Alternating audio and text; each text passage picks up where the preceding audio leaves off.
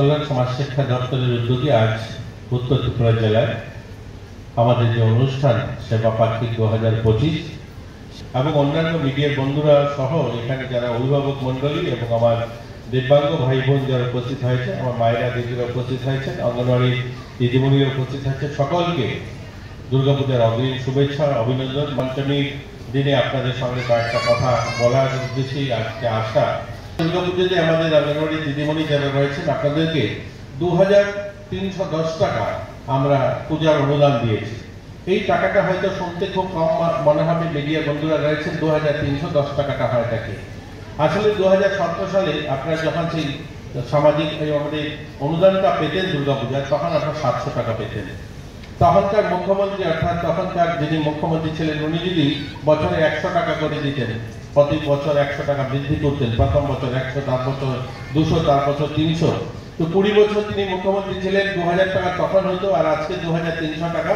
তো প্রায় আপনারা সারাদিন 4000 টাকার কাছাকাছি কিন্তু আপনারা এই পূজার অনুদানটা পেতেন। কিন্তু তখনকার সময় বাড়ানো হয়নি, তখনকার সময় আপনাদেরকে বঞ্চিত করে রাখা হয়েছে। তখন 2017 সালে আপনারা পেতেন মাত্র 700 টাকা। তার জন্য আমরা আমাদের সময় একটা বড় অ্যামাউন্ট বাড়িয়েও আপনাদেরকে 2310 টাকা এবার আপনাদেরকে অনুদান আমরা দিয়েছি।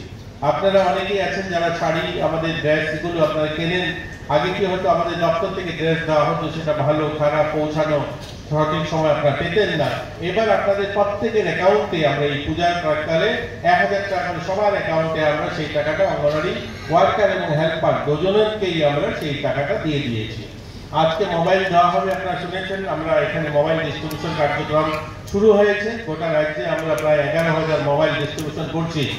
এই মোবাইলের জন্য আপনার কাজ করতে অসুবিধা হতো, আপনারা সমস্যায় পড়তেন, কিন্তু আপনাদের মধ্যে এও কথা থাকতো যে আমরা যে মোবাইলটা তো পেলাম, কিন্তু মোবাইলটা চার্জ করাবে কোথায় থেকে, তার যে ডাটাটা ভরতে হবে সেটা নিজেদের পয়সা ভরতে হয়। এবার আমরা এই পূজার প্রাককালে 2000 টাকা করে প্রত্যেক অঙ্গনওয়াড়ি দিদিমণিদেরকে অনলাইনে আমরা সেই টাকা দিয়েছি। আপনাদের 1000 টাকা দিয়েছি আপনাদের কাপড় কেনার জন্য, 2000 টাকা দিয়েছি অনলাইনে আপনারা মোবাইল রিসার্চের জন্য, এবং 2310 টাকা দিয়েছি আপনাদেরকে পুজোর অনুদান। এছাড়াও দীর্ঘদিন যে আপনাদের পেন্ডিং একটা টাকা ছিল, আপনারা প্রধানমন্ত্রী মাতৃবন্দনা যোজনায় যারা আমাদের গর্ভবতী মায়েদের নাম রেজিস্ট্রেশন করলে পরে যে 250 টাকা ইনসেন্টিভ পেতেন, এই ইনসেন্টিভটাও দীর্ঘ সময় ধরে আপনারা পেতেন না। আমরা 1.5 কোটি টাকা একসঙ্গে এই মাসে আপনাদেরকে অ্যাকাউন্টে আমরা ট্রান্সফার করিয়েছি। যারা 4টা করিয়েছেন তারা 1000 টাকা পাবেন, যারা 8টা করেছেন 2000 টাকা পাবেন। 250 টাকা করে 10,000 দিদিমণি আপনারা যারা 1.5 কোটি টাকা পাবেন ইনসেন্টিভ, আমরা সেটাকে অনলাইনে আপনাদেরকে দিয়েছি। তো এগুলো আপনাদের পূজার প্রাককালে আপনাদেরকে যেমন দেওয়া হয়েছে। আরেকটা আমাদের মাননীয় মুখ্যমন্ত্রী আমার আগে বক্তব্য বলেছেন, আপনারা শুনেছেন, যে মাননীয় মুখ্যমন্ত্রী শুধু একজন মুখ্যমন্ত্রী প্রশাসক নয়, এই রাজ্যের গরিব মানুষের মুখ্যমন্ত্রী, এই রাজ্যের পিছিয়ে পড়া মানুষের মুখ্যমন্ত্রী, এই রাজ্যের কৃষকদের মুখ্যমন্ত্রী, এই রাজ্যের একজন অভিভাবক, যে পরিবারে একজন দিব্যাঙ্গ ছেলে বা মেয়ে যদি জন্ম হয়, তার পরিবারের অবস্থান, সেই পরিবারের যে পরিস্থিতি কি তৈরি হয় সেটা তিনি অনুধাবন করতে পারেন, এবং সেটাই অনুধাবন করে তিনি এই আমাদের যখন 2024-25 অর্থ বছরে বাজেটে তিনি ঘোষণা দিয়েছিলেন যে আমরা প্রত্যেকটা দিব্যাঙ্গ যারা মানসিক দিব্যাঙ্গ রয়েছেন তাদেরকে আমরা 5000 টাকা করে দেব। দেখুন, এই মানসিক দিব্যাঙ্গ যাদের পরিবারে রয়েছে, আমি অনেকেই দেখছি, আমার অনেক ছোট ছোট বোন ভাই যারা রয়েছেন, আমার মা বাবারা, আমার দিদিরা, আমার বড় ভাইয়েরা যারা নিয়ে এসছেন, তাদের অবস্থানটা, তাদের পরিবারের যে পরিস্থিতিটা, এটা সাধারণ মানুষ সকলে অনুধাবন করতে পারবে না। যাদের পরিবারে এরকম ছেলে মেয়ে রয়েছে তারা অনুধাবন করতে পারবে। আমরা তাদের সেই সমস্যা হয়তো সমাধান করতে পারবো না, কিন্তু তাদেরকে আর্থিকভাবে সাপোর্ট করতে পারবো। এই মানসিকতা নিয়েই আজকের দিনে আমরা এই পবিত্র দুর্গাপূজার প্রাককালে আপনাদের হাতে সেই 5000 টাকার যে স্যাংশনের মেমো আমরা তুলে দিচ্ছি।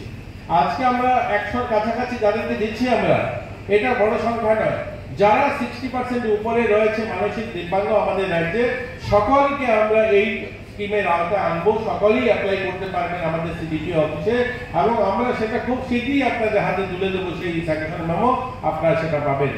এই সরকারের প্রধান লক্ষ্য হচ্ছে যে সমাজের অন্তিম ব্যক্তি, সমাজের পিছিয়ে পড়া মানুষ, সমাজের দুর্বল শ্রেণী মানুষকে এগিয়ে আনা। আমরা এই দিব্যাঙ্গ ভাই বোনদের জন্য 2023 সাল থেকে আমরা খেলো ত্রিপুরা প্যারা গেম শুরু করেছি। এগুলো সব প্রথম হয়েছে, এগুলো এর আগে কোনোদিন হয়নি। আমাদের ত্রিপুরা রাজ্যের পূর্ণ রাজ্যের মর্যাদা পেয়েছে 53 বছর হয়েছে।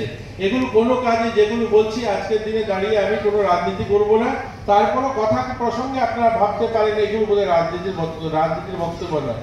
এই কাজগুলো কোনোদিন হয়নি।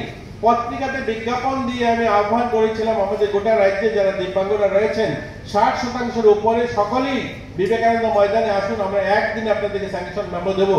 আমি আমার দপ্তরে যারা এখানে যারা রয়েছেন আমাদের দপ্তরের কার্যকর্তারা এমপ্লয়িরা তাদেরকে ধন্যবাদ দেব। একদিনে আমরা 2025-24 সালে আমরা একদিনে একই জায়গায় বিবেকানন্দ ময়দানে প্রায় 3000 লোককে স্যাংশন মেমো দিয়েছি দিব্যাঙ্গদের। আজকে দিব্যাঙ্গ যারা ভাতাটা পান, এই ভাতা 2000 টাকা করে যারা দিব্যাঙ্গরা পান, তার অধিক সংখ্যা আমি মিডিয়ার সামনে বলছি চ্যালেঞ্জ করে যে অধিক সংখ্যায় অর্ধেকের বেশি দিব্যাঙ্গ ভাতা এই সরকারের আমলে আপনারা পেতে শুরু করেছেন। এর আগে দিব্যাঙ্গদের ভাতা 500 টাকা ছিল, তারপরে 700 টাকা হয়েছে, মাননীয় মুখ্যমন্ত্রী সেটাকে 1000 টাকা, তারপরে 2000 টাকা করেছেন। আজকে মানসিক দিব্যাঙ্গ যারা তাদেরকে 5000 টাকা আমরা করেছি এবং 5000 টাকা আজকের দিনে আমরা 850 দিব্যাঙ্গ যারা রয়েছেন মানসিক দিব্যাঙ্গ, আজকে 850 দিব্যাঙ্গদেরকে আমরা সেই পেনশনটা দিচ্ছি। আমরা এবছর প্রায় 8 জন দিব্যাঙ্গ খেলোয়াড়দেরকে আমাদের ওয়ার্ল্ড কাপ দিব্যাঙ্গ হচ্ছে প্যারা অলিম্পিক, এই প্যারা ওয়ার্ল্ড কাপ হচ্ছে দিল্লিতে, সেখানে আমরা এই মুহূর্তে এই পুজোর সময় আমরা 8 জনকে পাঠিয়েছি সেখানে সেই খেলা উপভোগ করার জন্য। আমরা আমাদের দিব্যাঙ্গ খেলোয়াড় যারা রয়েছে যেমন তাদেরকে আমরা সাপোর্ট করছি, আমাদের এখানকার যারা দিব্যাঙ্গ যারা এই রাজ্যে খেলছে তাদেরকে আমরা অনেকভাবে সাহায্য করছি। আমার আগের বক্তা বলেছেন, এখানে কাজল বাবু একটা কথা বলেছেন, এই যে সামগ্রীগুলো আমাদের এখানকার যারা বেনিফিশিয়ারি তারা সঠিক সময় পান না, বা সেগুলো বেনিফিশিয়ারি এক যার পাওয়ার কথা সে পান না, অন্য পেয়ে যায়।